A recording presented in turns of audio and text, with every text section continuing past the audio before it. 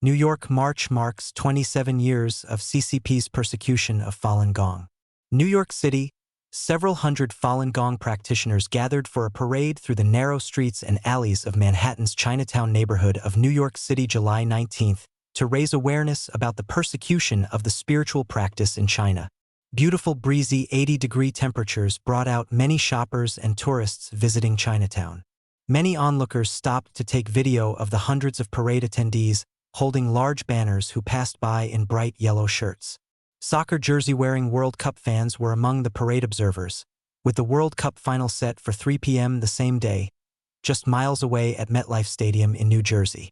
27 years ago, the ruling Chinese Communist Party launched its systemic persecution campaign against Falun Gong, a peaceful spiritual discipline that teaches the principles of truthfulness, compassion, and tolerance.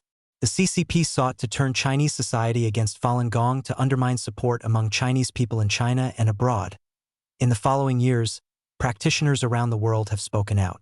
Many shopkeepers came to their doors to observe the large gathering passing along their street as gentle, meditative music played on speakers accompanying the parade. Lisa Liu, a parade participant, was one of a group of people who marched in the parade and at the same time demonstrated the Falun Gong exercises. Holding the event in Chinatown, a conclave for people of her ethnicity, is a chance for the practitioners to demonstrate their faith and counteract the malign propaganda from the Chinese regime, she said. The Chinese government has really influenced the minds of all these Chinese people all over the world, Jake Zacco said in an interview, echoing Liu. He and others were there to show that the practice is actually welcomed. China is the only place where one is not allowed to practice it, he said. They are exercising religious freedom, what the United States is founded on, he said. The principles of the practice, truth, compassion, tolerance, it matters to everyone in the whole world, he said, referring to the 3 tenets of the practice.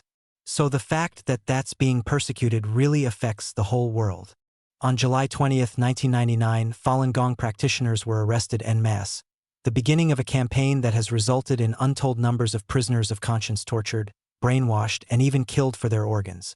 In March and April 2026, Minghui.org, which collects evidence of the persecution directly from practitioners in China, received reports of 787 Falun Gong practitioners who were arrested or harassed for their faith. Minghui collected reports of 124 practitioners persecuted to death in China in 2025, while another 4,803 Falun Gong practitioners were arrested or harassed in 2025, according to the website. For Falun Gong practitioners, every aspect of their lives has been affected, from educational studies to landing a job, to dealing with misunderstandings within their own family because of extensive CCP propaganda. Nick Ubani contributed to this report.